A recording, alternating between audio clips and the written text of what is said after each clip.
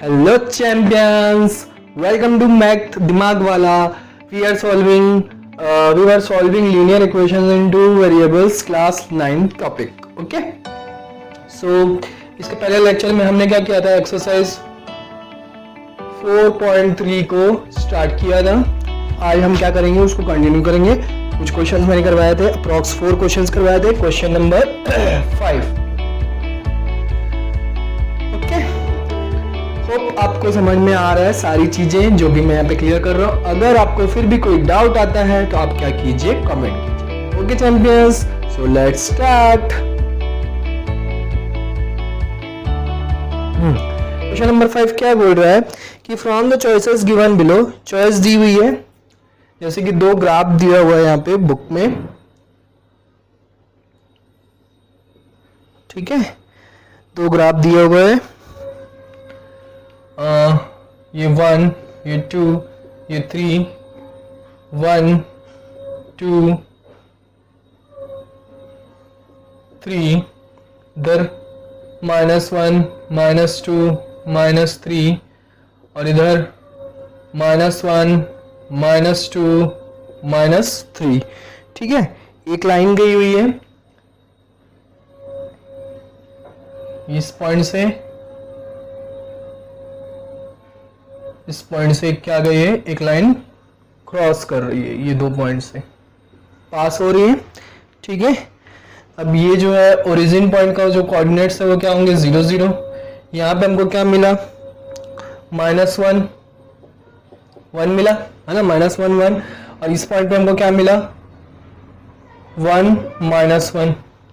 ठीक है, और एक और ग्राफ दिया हुआ है ऐसे ही सिमिलरली, इसमें 2 0 0 2 -1 3,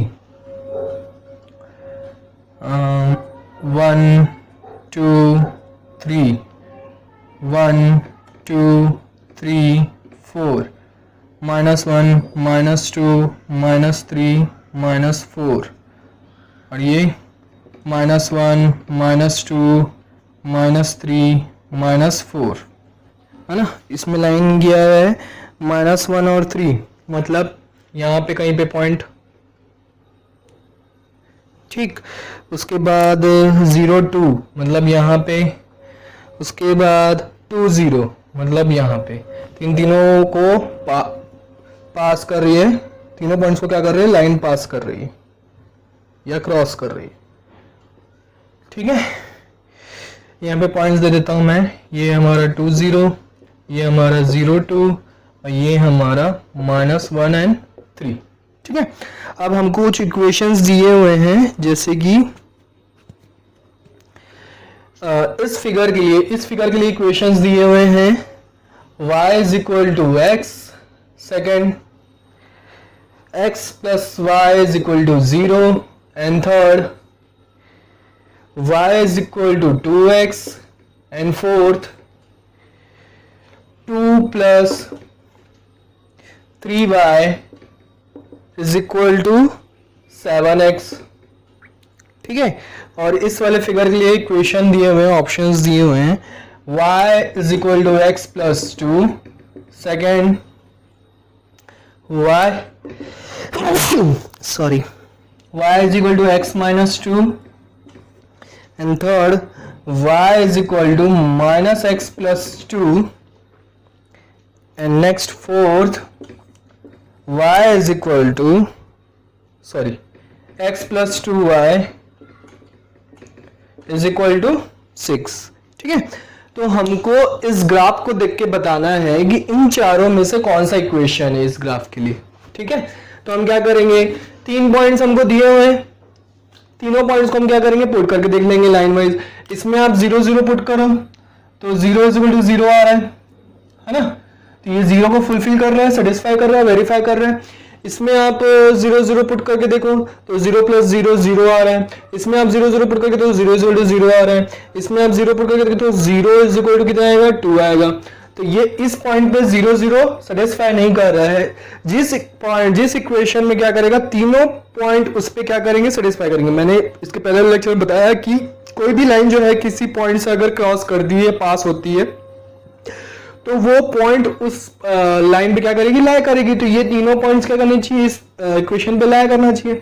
तो 0 0 इस पे लाई नहीं कर रहे हैं, तो ये हमारा आंसर रॉन्ग है, फोर्थ ऑप्शन नहीं होगा। अब हमको क्या करना है, फर्स्ट सेकंड थर्ड चेक करना है। 0 0 के लिए चेक कर लिए चारों, -1 और 1 के लिए चेक कर लो, मतलब x की वैल्यू -1, इसकी वैल्यू 1। तो बच्चे यहाँ पे हमने देखा y = x के लिए -1 और 1 पुट करके देखें तो देखो x की वैल्यू -1 और y की वैल्यू 1, तो 1 = -1 हो सकता है क्या, नॉट पॉसिबल। तो ये हमारा फर्स्ट ऑप्शन रॉन्ग हो गया इस पॉइंट के लिए। 0 0 के लिए फुलफिल हो रहा था पर इस पॉइंट के लिए फुलफिल नहीं हो रहा था, तो हमने हटा दिया।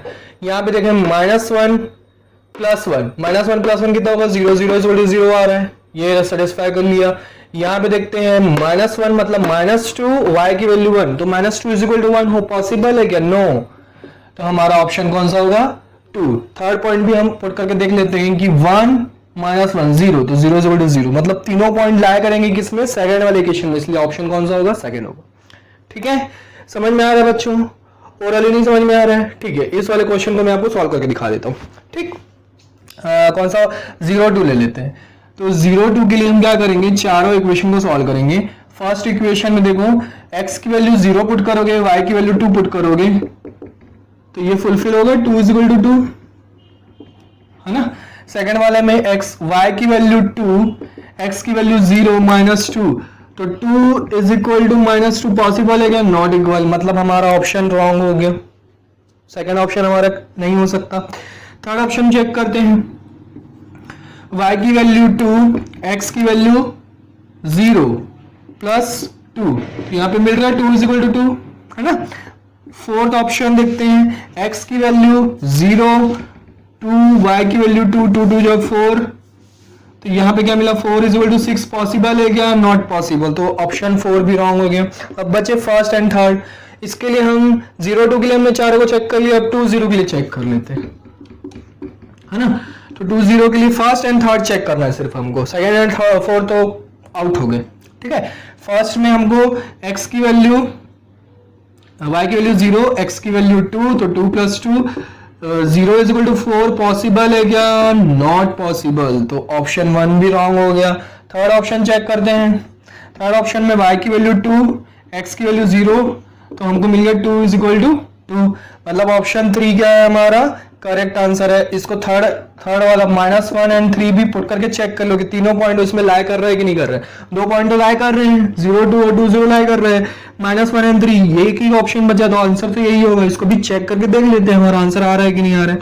तो y की वैल्यू 3 और -1 + 2, तो 3 -1 + 2, तो आपको क्या मिल गया, 3 = 3 मिल गया, तो हेंस आंसर इज 3। क्लियर है बच्चों, ऐसे हमको चेक करके बताना है कि कौन सा ऑप्शन होगा। ठीक, इजी है। नेक्स्ट क्वेश्चन करते हैं, क्वेश्चन नंबर 6। क्वेश्चन नंबर 6 जो है वो वर्ड प्रॉब्लम है।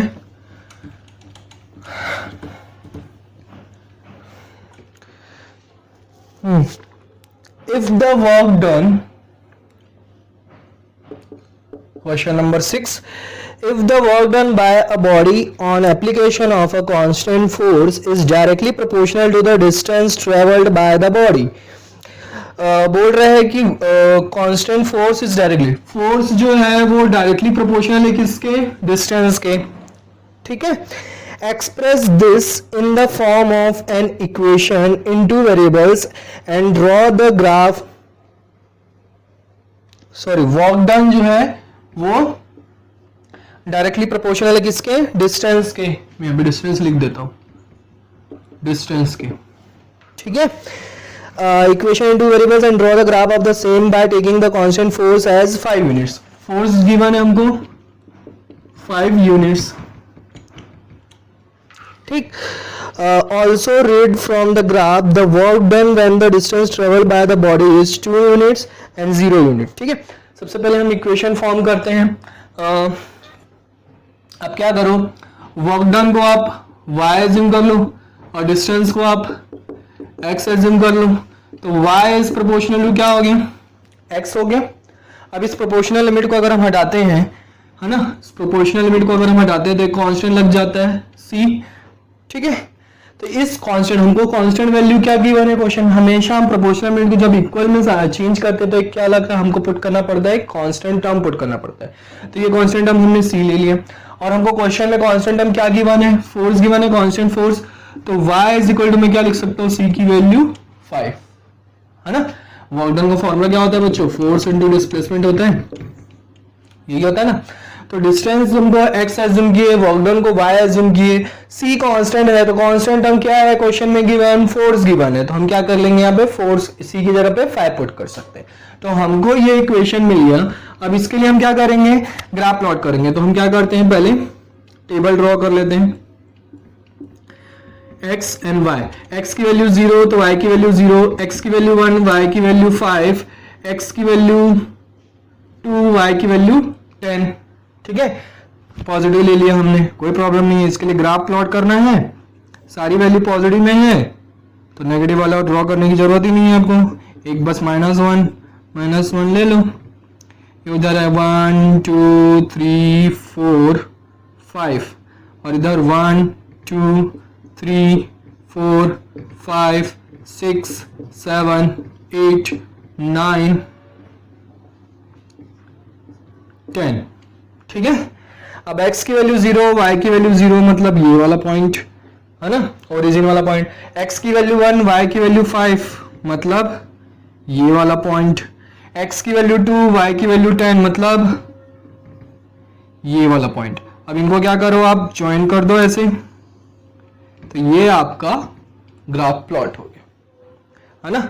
अब इसका नाम आप क्या दोगे, y is equal to 5x। Clear है बच्चों, व्हाट प्रॉब्लम आएगा बन जाएगा, note it down. Next question number, जब तक मैं आपको 7 रीड करता हूं।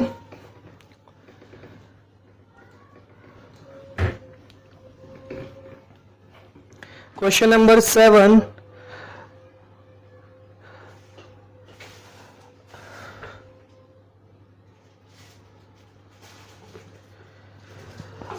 क्वेश्चन नंबर 6 में बच्चों आपको कुछ गिवन है, also read from the graph the work done when the distance travelled by the body is 2 units and 0 units, 2 units and 0 units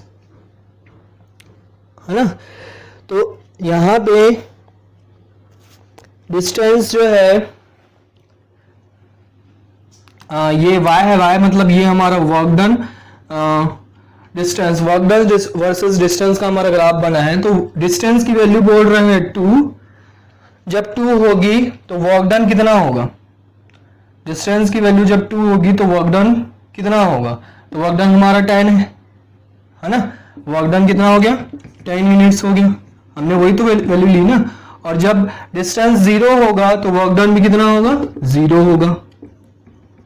ये आपको बोला है क्वेश्चन में, 2 पॉइंट्स और बोला है कि अगर डिस्टेंस 2 यूनिट्स होगा तो वर्क डन कितना होगा, आप लोग को ग्राफ देख के बताना है। तो 2 यूनिट्स में ग्राफ वर्क डन कितना आ रहा है, 10 आ रहा है, तो 10 यूनिट्स।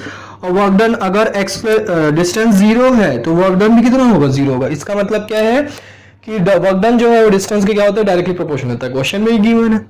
ठीक है, तो हमने वो जो कंडीशन दी है उसको हमने क्या कर दिया, फुलफिल कर दिया। Question number 7, Yamini and Fatima, 2 students of class 9th of a school, together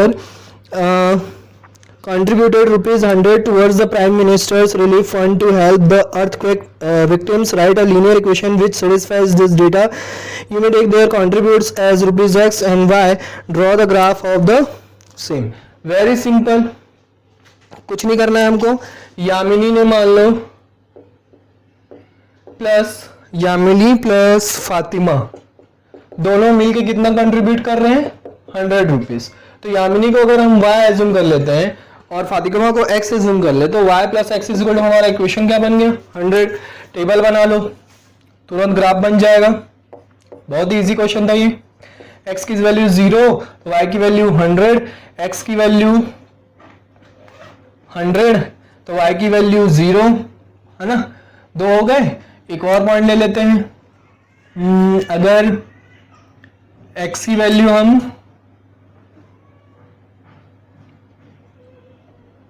200 ले लेते हैं तो y की वैल्यू कितनी आएगी, -100। अच्छा, नेगेटिव हो जाएगा, है ना। तो हम क्या कर लेते हैं 50 ले लेते हैं, x की वैल्यू 50 तो y की वैल्यू कितनी आएगी 50। ठीक है, इसको आप प्लॉट करना है तो आपको क्या करना पड़ेगा, स्केल लेना पड़ेगा। स्केल क्या करना पड़ेगा कि 10 units is equal to 1 units, 10 units is equal to 1 units, तब आप क्या करोगे ग्राफ प्लॉट कर सकते हो, अदरवाइज आपका बहुत बड़ा ग्राफ बनेगा। 10 units is equal to 1 units मतलब 100 यूनिट्स मतलब 1 2 3 4 5 6 7 8। अच्छा, इसको हम क्या करें थोड़ा सा और नीचे ड्रॉ करते हैं। 1 2 3 4 5 6 7 8 9 10, है ना, ये हमारा हो गया। और इधर -1, इधर 1 2 3 4 5 6 -1 -2 -3।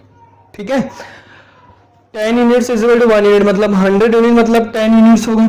यहाँ पे भी 100 यूनिट्स मतलब 10 यूनिट्स, इधर भी हमको बढ़ाना पड़ेगा 6 7 8 9 10। ठीक है, और 50 यूनिट्स मतलब 5 यूनिट। तो अब यहाँ पे 0 है, x की वैल्यू अगर 0 है तो y की वैल्यू कितनी आई 100 आई मतलब 10 यूनिट्स। x की वैल्यू हमने 100 ली मतलब y की वैल्यू 0 आई मतलब यहाँ पे पॉइंट मिला। और 50 50 मतलब यहाँ पे 5 लिया और यहाँ पे 5 लिया, तो यहाँ पे कहीं पे मिलेगा। ये तीनों पॉइंट्स क्या होने चाहिए आपके ज्वाइंट होने चाहिए एक स्ट्रेट लाइन में। अब एक्चुअल जब ग्राफ के परमिट प्लॉट करेंगे तो आपका स्ट्रेट लाइन बन जाएगा। ये स्केल समझ में आया बच्चों कि हमने क्या कर लिया 100 इतना बड़ा ग्राफ बनाने के बजाय हमने क्या कर लिया स्केल अज्यूम कर लिया कि 10 units is equal to 1 unit ले लिया। तो हम क्या करें 1 1 का फिर डिफरेंस बना के कर सकते हैं। 100 को हम 10 यूनिट्स लिख सकते हैं, ऐसे 50 को 5 यूनिट्स लिख सकते हैं। क्लियर है? Okay, next question number 8। Graph plot करना होप आपको समझ में आ गया होगा। लास्ट क्वेश्चन है क्वेश्चन नंबर 8। क्वेश्चन नंबर 8 क्या बोल रहे हैं, हमको गिवन है एक रिलेशन गिवन है Fahrenheit is equal to 9/2 Celsius plus 32। यह हमको रिलेशन गिवन है 9/5, सॉरी क्या गिवन है 9/5।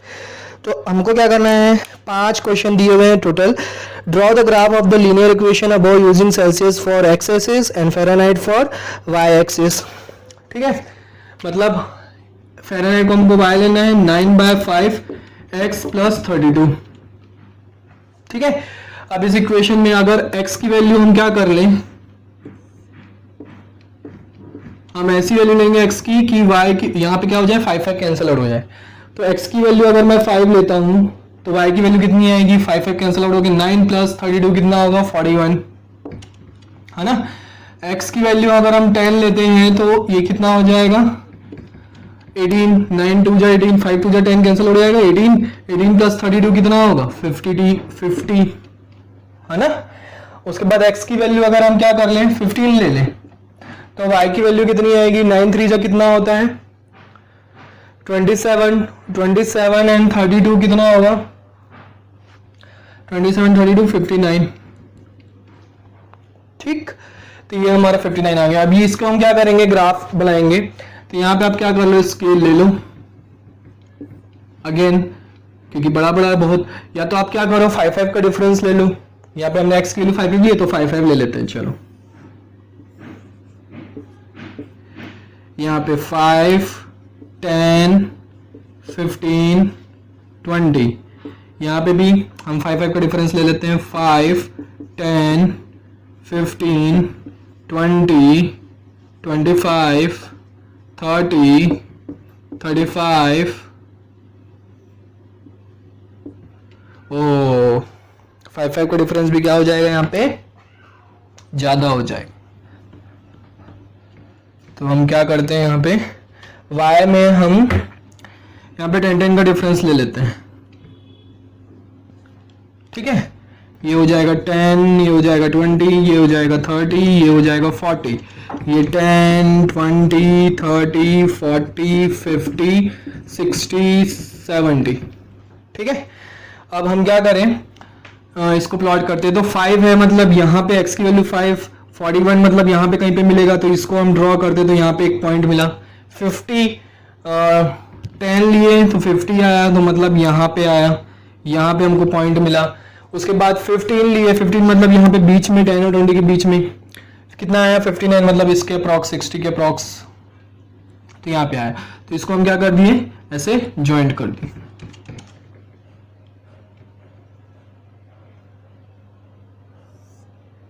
ठीक है बच्चों, तो ये हमारा y is equal to 9/5x plus 32 का आंसर। ठीक है, ग्राफ प्लॉट हो गया। नेक्स्ट उसका सेकंड पार्ट देखते हैं हमने, क्या है सेकंड पार्ट। सेकंड पार्ट क्या बोल रहे हैं, if the temperature is 30 degree Celsius what is the temperature in Fahrenheit. Second part में बोल रहा है कि सेल्सियस की वैल्यू दी हुई है कितनी, 30 डिग्री सेल्सियस, तो फ़ारेनहाइट पूछ रहा है। तो 9/5 इंटू 30 प्लस, आप ग्राफ देख के भी बता सकते हो, डायरेक्ट मैं बता रहा हूँ कैसे, या तो सॉल्व कर लो। 9 6 54, 32, ये हो जाएगा 86। थर्ड, इसमें कैसे बताएंगे, जब c की वैल्यू 30 है, c की वैल्यू कितनी है 30 है, तो f की वैल्यू कितनी है 86 है, मतलब 80 के अप्रॉक्स यहाँ पे ग्राफ में देख के बता सकते हैं, है ना। यहाँ पे आप इसको ऐसे आगे बढ़ाएंगे तो यहाँ पे आपको क्या मिलेगा, कट पॉइंट मिलेगा। इस लाइन को अगर आप इंक्रीज करोगे तो हमको ग्राफ देख के भी बता सकते हैं। If the temperature is 95 degree Fahrenheit, अब वो f की वैल्यू दी है 95 डिग्री फ़ारेनहाइट, सेल्सियस की वैल्यू पूछ रहा है ना। तो f is equal to 9/5 into C, ये है इसकी वैल्यू 95 प्लस 32, 95 माइनस 32, पहले इसको ट्रांसपोज करेंगे, है ना। कई बच्चे क्या करते हैं, बहुत ही जोश में आ जाते हैं, बहुत ही इतना इजी क्वेश्चन, तो 5 को पहले ट्रांसपोज करते हैं, दैट इज रॉन्ग। 32 पहले ट्रांसपोज होगा, 9/5 इंटू सी, यहाँ पे 32 माइनस करेंगे तो 3 और 6 63 आएगा। अब हम क्या करें, 5 को ट्रांसपोज करें तो 5 मल्टीप्लाई हो जाएगा, और 9 को ट्रांसपोज तो डिवाइड हो जाएगा। तो 9 7 जा 7 5 से कितना हुआ 35 डिग्री सेल्सियस। ठीक है, fourth part, if the temperature is 0 degree Celsius what is the temperature in Fahrenheit. अगर c की वैल्यू 0 ले, c की वैल्यू क्या ले 0 ले, तो f की वैल्यू कितनी आएगी, f की वैल्यू आएगी 32 डिग्री फ़ारेनहाइट। और अगर f की वैल्यू 0 ले, है ना, अगर f की वैल्यू 0 ले तो c की वैल्यू कितनी आएगी, f की वैल्यू 0 पुट करके देख लो, यहाँ पे 0 पुट करेंगे तो c की वैल्यू -32, यहाँ पे सॉल्व कर लेते हैं। 0 is equal to 9/5 into C plus 32, ये हो जाएगा -32, और 9/5 इंटू सी, और ये -32 into 5 divided by 9, cancel out होगा नहीं, तो पॉइंट में कुछ आएगा। 5 2 जा 10, 1 कैरी, 5 3 जा 1 16, 9 1 जा 9, 9 1 जा 9 7, 9 7 जा 63, 9 7 जा 63, 7 बचा अगेन, 9 7 जा 63 चलता चला जाएगा, है ना। तो -17.7 डिग्री सेल्सियस ये आंसर आ जाएगा। क्लियर है। लास्ट पॉइंट जो है, फिफ्थ पॉइंट इसका, वो आपको ये पूछ रहा है कि is there a temperature which is numerically the same in both Fahrenheit and Celsius. मतलब न्यूमेरिकल वैल्यू कितनी होगी जब डिग्री फ़ारेनहाइट और सेल्सियस की वैल्यू क्या आ जाए, सेम आ जाए। इसका मतलब क्या है कि f is equal to C हम लेके देख लें, तो f is equal to 9/5 into C plus 32। आपको पूछ रहा है डिग्री फ़ारेनहाइट या फिर डिग्री सेंटीग्रेड में ऐसी कौन सी न्यूमेरिकल वैल्यू होगी जिसमें दोनों की वैल्यू क्या आ जाए, सेम आ जाए। तो हम इस इक्वेशन में क्या करेंगे, f की जगह c की जगह हम क्या कर लें, f पुट कर लें, दोनों इक्वल हो जाए बोल रहे हैं, तो हम इसको इक्वल एज्यूम कर लेते हैं, इक्वल है। अब क्या करें, इसको ट्रांसपोज करो तो 9/5 f इज इक्वल टू 32, 9/5 इधर कितना हो जाएगा 5 माइनस 4/5, 5 1 जा 5 माइनस 9 कितना होगा -4/5 f, 32, अब f is equal to 32 into 5/4, minus में 4 1 जा 4 8 जा, तो 5 8 जा कितना होगा 40, तो -40 डिग्री सेल्सियस या फिर -40 डिग्री फ़ारेनहाइट, मतलब 40 डिग्री जो है, -40 डिग्री जो है वो डिग्री फ़ारेनहाइट और डिग्री सेल्सियस में दोनों ही केसेस में क्या आता है, इक्वल आता है। क्लियर है बच्चों? देख रहे हो बहुत गर्मी है आज, मैं पूरा स्वेटिंग हो रहा हूँ यहाँ पे। तो आपका ये एक्सरसाइज क्लियर हो गया बच्चों? अगर इसमें कोई डाउट आता है आपको तो आप बिना हेजिटेशन के हमको कमेंट बॉक्स में कमेंट करके पूछ सकते हैं। ओके चैंपियंस, तो प्रैक्टिस करते रहो, डाउट्स निकालते रहो और भेजते रहो। We will continue in the next class. Bye bye. Take care. See you in the next lecture.